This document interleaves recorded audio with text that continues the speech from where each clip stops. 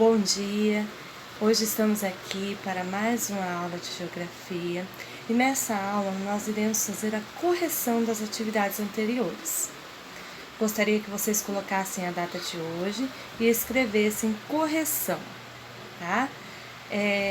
Não apaguem, tá?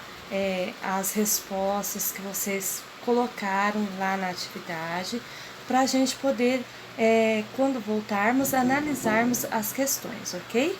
Então vamos lá para a primeira questão. A primeira questão é uma questão na qual vocês têm que marcar a alternativa correta, né? E ele fala da elevada concentração de terra que existe no Brasil, né? Então fala lá, os latifúndios predominam, ocupando a maior parte da área, enquanto os minifúndios têm pouca expressividade percentual. Sobre as características da estrutura fundiária brasileira, é correto afirmar que, bom, estrutura fundiária, o que vem ser a estrutura fundiária? Ela se refere justamente ao que? As características do tamanho e a organização do espaço agrário, o que nos permite conhecer melhor como funciona a vida no campo. Dentre isso, né, as dimensões de terras no espaço rural, ela é dividida em latifúndios e minifúndios. O que são os latifúndios?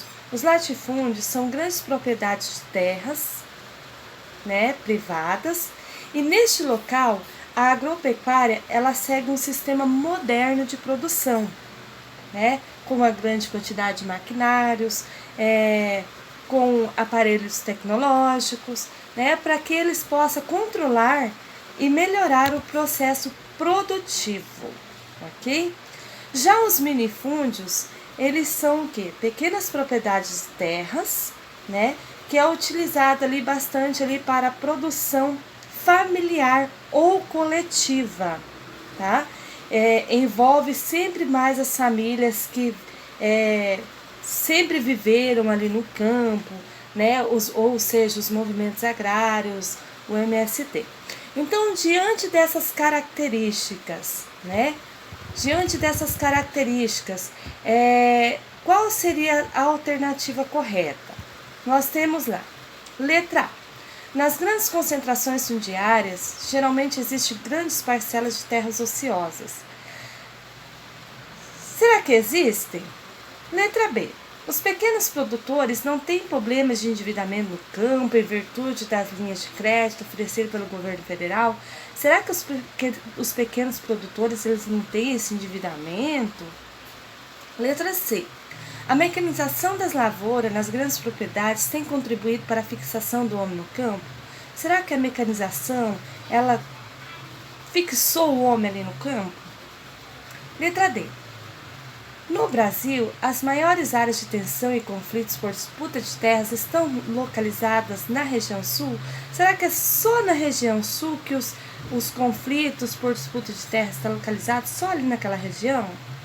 Então, analisando as questões, né, nós podemos ter, então, como alternativa correta, a letra A.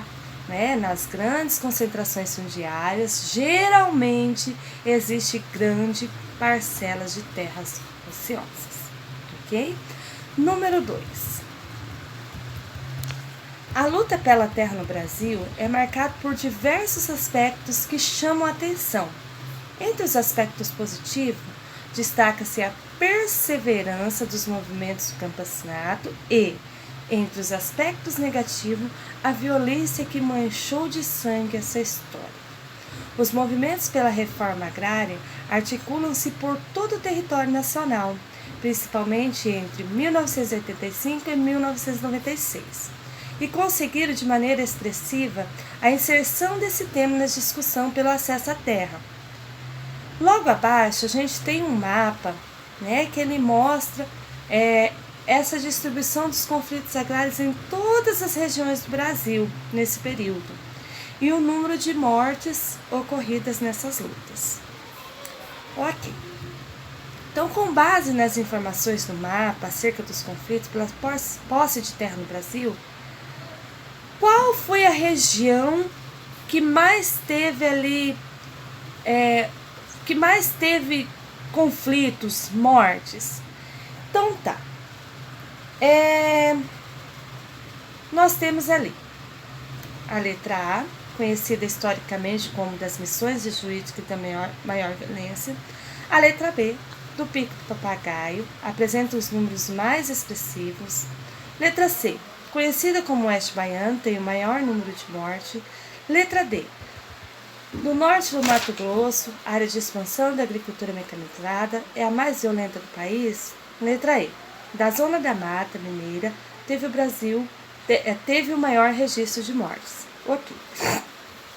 Então a questão ela pede para a gente, analisar o mapa e ver ali qual é a região, que teve ali mais conflito. Ok.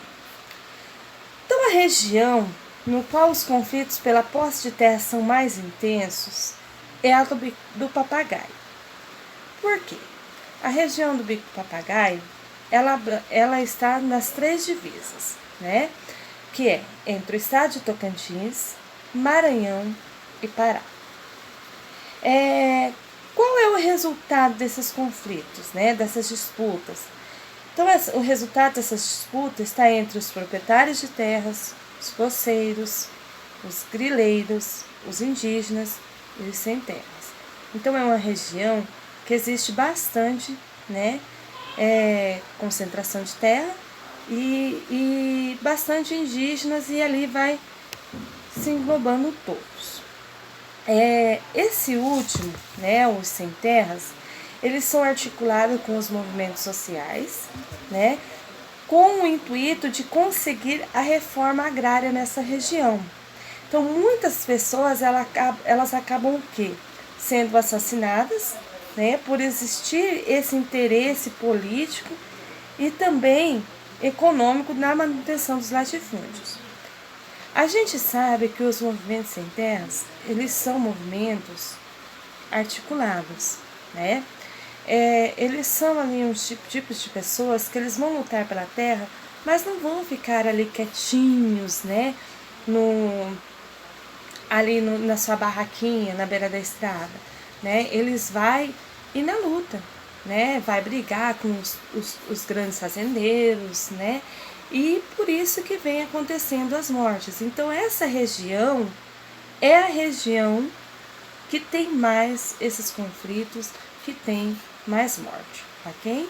Então, vamos para a questão de número 3, que também é uma questão de alternativa. Entre 2004 e 2008, pelo menos 8.000 brasileiros foram libertos de fazendas onde trabalhavam como se fossem escravos. Lembrem lá da nossa aula que a gente falou dessa parte aí, lá nos plantations, que antigamente os fazendeiros eles utilizavam muito a mão escrava. Então, nessa época, existiam aí brasileiros que trabalhavam dessa forma. O governo criou uma lista em que ficaram expostos os nomes dos fazendeiros flagrados pela fiscalização. No norte, nordeste e centro-oeste, regiões que mais sofrem com a fraqueza do poder político, o bloqueio dos canais de financiamento agrícola para tais fazendeiros tem sido a principal arma de combate a esse problema. Mas os governos ainda sofrem com a falta de informações provocada pela distância e pelo poder intimidador dos proprietários. Organizações não governamentais e grupos como a Pastoral da Terra têm agido corajosamente, acionando as autoridades públicas e ministrando aulas sobre direitos sociais e trabalhistas, Plano Nacional para a erradicação do trabalho escravo. Nos lugares mencionados no texto, o papel dos grupos de defesa dos direitos humanos tem sido fundamental, porque eles... O que eles fazem? O que essas organizações elas fazem? Elas vão conscientizar os trabalhadores rurais, que eles têm um papel fundamental em comunicar às autoridades, como o Ministério Público, sobre o trabalho escravo ainda presente no Brasil. Esse trabalho escravo, ele se dá o quê? Se dá a partir da chamada servidão, por dívida, onde você tem que ali trabalhar para pagar o que você deve ali para o fazendeiro. onde muitos trabalhadores eles contraem as dívidas, né, em seu deslocamento para as fazendas, sendo então obrigados a trabalhar em condições precárias para pagá-los. Ok, vem lá o fazendeiro, né, que precisa ali do empregado e tal, faz ali uma proposta bastante boa, o trabalhador ele cai naquilo e acaba chegando lá, ele ter que pagar o fazendeiro a ida dele.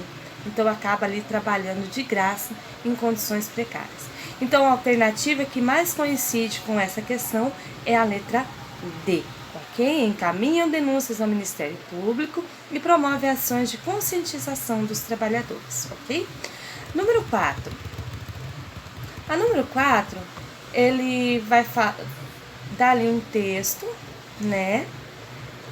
Aonde você vai falar dos conflitos no meio rural brasileiro e a política de reforma agrária.